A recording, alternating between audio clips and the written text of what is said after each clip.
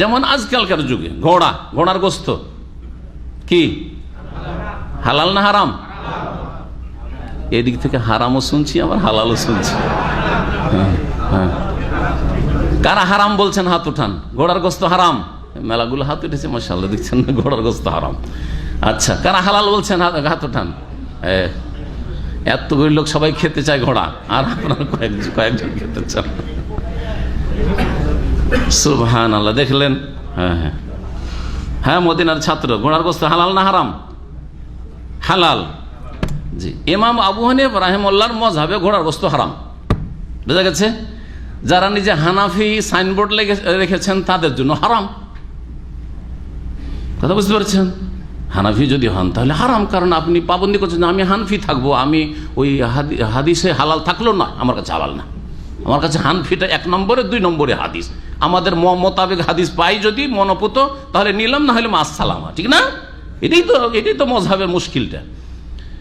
আর যারা বলছেন না, আমাদের আসল হচ্ছে কোরআন এবং হাদিস, কোরআন হাদিসের মুআফিক যদি আবু হানিফার কথা পাই সেটাও নেব, আর কোরআন হাদিসের মুআফিক অনুকূলে যদি শাফিরটা পাই সেটাও নেব, কোরআন হাদিসের মুআফিক যদি মালিকেরটা পাই, আহমদেরটা পাই, আর কারো পাই তাও নেব, আপনার কথাও নেব যদি কোরআন হাদিসের মুআফিক হয়। ঠিক না?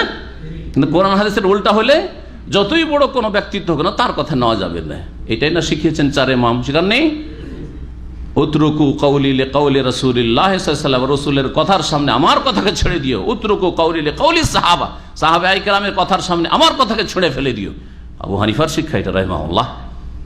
কিন্তু আমরা তো আসল হানাফি হতে পারি না, নকল হানাফি। আসলে কথা বোঝা গেছে? ঘোড়ার মাংস তো যদি কোনো প্রকার আমাদের দৃষ্টিতে হালাল, কেননা হারাম হওয়ার তো কোনো কারণ, কোনো কিছু উল্লেখ নাই।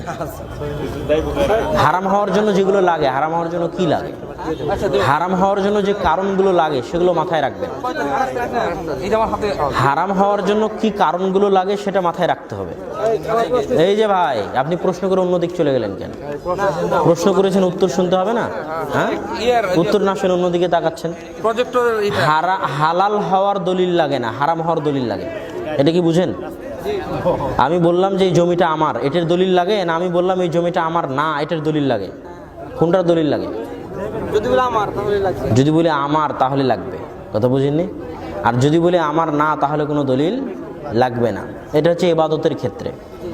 আর মুআমালাতের ক্ষেত্রে হারামের দলিল লাগবে, হালালের দলিল লাগবে না। আল্লাহ রাসূল এবং আল্লাহ যা হারাম করেননি, কিয়ামত পর্যন্ত যা কিছু আবিষ্কার হবে সবই হালাল। আর যা তারা হারাম করে গেছেন তা বাদ দিয়ে কিয়ামত পর্যন্ত যা আসবে সবই হালাল। তো পশু প্রাণীর হালাল হওয়ার ক্ষেত্রে কয়েকটা নিয়ম আছে। সেটা হচ্ছে পশু প্রাণীর মধ্যে কি কি হারাম।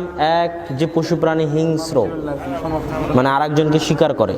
কি আরেকজনকে শিকার করে? বাঘ আরেকজনকে শিকার করে, ভাল্লুক আরেকজনকে শিকার করে, সিংহ আরেকজনকে শিকার করে, শিয়াল আরেকজনকে শিকার করে। প্রত্যেক যে প্রাণী আরেকজনকে শিকার করে হিংস্র, সেটা খাওয়া হারাম। প্রত্যেক যে প্রাণীর থাবা আছে, থাবা, সেই প্রাণী খাওয়া হারাম। প্রত্যেক যে প্রাণীর এই শিকারী দাঁত আছে, মানুষের শিকারী দাঁত আছে, 2 দিকে উঁচা, উপর দিকে এই দিকেও 2টা উঁচা, এরকম প্রত্যেক যে প্রাণীর এরকম দাঁত আছে সেই প্রাণী খাওয়া হারাম। প্রত্যেক যে প্রাণী অপবিত্র জিনিস ভক্ষণ করে তা খাওয়া হারাম। অনেক পাখি আছে, অনেক মুরগি আছে যারা মানুষের গু খেয়ে বেড়ায়। কোনো মুরগি যদি এমন হয় যে মানুষের গু খেয়ে বেড়ায়, তো ওই মুরগির গোস্ত খাওয়াও হারাম। প্রত্যেক যে প্রাণী অপবিত্র জিনিস দ্বারা তার শরীর গঠিত, সেই প্রাণী খাওয়া হারাম। যেমন শুকুর অপবিত্র জিনিস খেয়ে বেড়ায়, গু, মুত, পেশাব, পায়খানা এগুলো খেয়ে বেড়ায়, যেন শুকুরের গোস্ত খাওয়া হারাম। ঠিক আছে? মৃত প্রাণীর গোস্ত খাওয়া হারাম, রক্ত খাওয়া হারাম, শুকুরের গোস্ত খাওয়া হারাম। এই যে এতগুলো হারাম বললাম, এগুলোর বাইরে এখন যা কিছু আছে সবই হালাল। কথা মানে বুঝাতে পারে? যদি রুচি হয় খাবেন, রুচি না হলে খাবেন। বিভিন্ন সেনাবাহিনী বা বিভিন্ন ঘোড়া পালে, কেন ঘোড়া ছাড়া সামনে আগানো যায় না, এবং ঘোড়া দিয়েই তাদের একটা কসরত দেখায়, ঘোড়া ঘোড়সওয়ার দৌড়ায় কীভাবে দেখাচ্ছে। তাহলে বোঝা গেল ঘোড়া থাকবেই কেমন পর্যন্ত।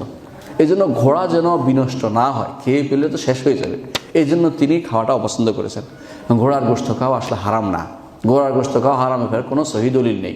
বরং রাসূলুল্লাহ সাল্লাল্লাহু আলাইহি ওয়াসাল্লাম যুগে একবার ঘোড়ার গোশত খেয়েছেন, প্রমাণ পাওয়া গেছে। সাহাবায়ে কেরাম ঘোড়ার গোশত খেয়েছেন, প্রমাণিত সত্য এটা।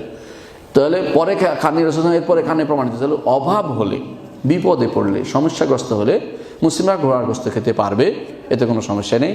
এবং এমনিও খেতে পারবে যদি এটা কোনো যুদ্ধের কারণে ব্যবহৃত হচ্ছে না, এমন কোনো ঘোড়া হয় মরে যাচ্ছে বা এটা আর কোনো কাজ ব্যবহৃত হচ্ছে না, কাউকে দেওয়া যাচ্ছে না, কি করবে, বৃদ্ধ হয়ে গেছে, এটা জবে করে খেলেও কোনো সমস্যা নাই ইনশাআল্লাহ। কিন্তু যেগুলো যুদ্ধে ব্যবহৃত হবে সেগুলো যেন কেউ না খায়, কারণ সেগুলো বড় বড় আছে বড় কাজের জন্য রেখে দেওয়া হয়েছে, শুধু খাওয়া দাওয়া নয়। ঘোড়ার গোস্ত খাওয়া হারাম কেন? কে আপনাকে বলছেন ঘোড়ার গোস্ত খাওয়া হারাম? সহিহ হাদিস দ্বারা সাব্যস্ত ঘোড়ার গোস্ত খাওয়া হালাল। কাজে হারাম কে করেছে? আপনার মাযহাবে, আপনার ইমামে আল্লাহ যা হালাল করেছেন কেউ হারাম করতে পারে নাকি? ঘোড়ার গোস্ত খাওয়া হালাল। তবে ঘোড়ার গোস্ত কিনে খাওয়ার কার টাকা আছে? ঘোড়া এমনি তো কিনা যায় না, এমনি পাওয়া যায় না। কাজে কেউ যদি ঘোড়ার গোস্ত খাইতে চায় জায়েজ আছে, হারাম বলার কোনো অধিকার নেই। আল্লাহ যা হালাল করেছেন তা হারাম বলা একটা কুফরি পর্যায়ের পাপ হতে পারে কেউ অস্বীকার করলে।